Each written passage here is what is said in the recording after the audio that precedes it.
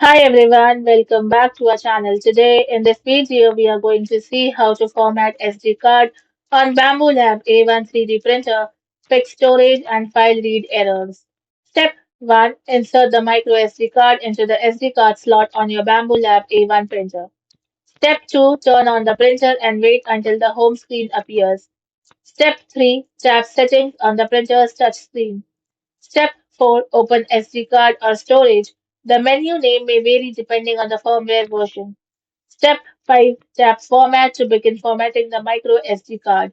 Step 6. Confirm the prompt when asked to erase all data on card. Step 7. Wait for the formatting process to complete. Do not remove the micro SD card or turn off the printer during this process. Step 8. Finish the setup. Once formatting is complete, the micro SD card is ready to store and print files from your Bambu Lab A1. The printer formats the card into the supported FAT32 file system. Thanks for watching, and for more such informative videos, do like, share and subscribe to our channel.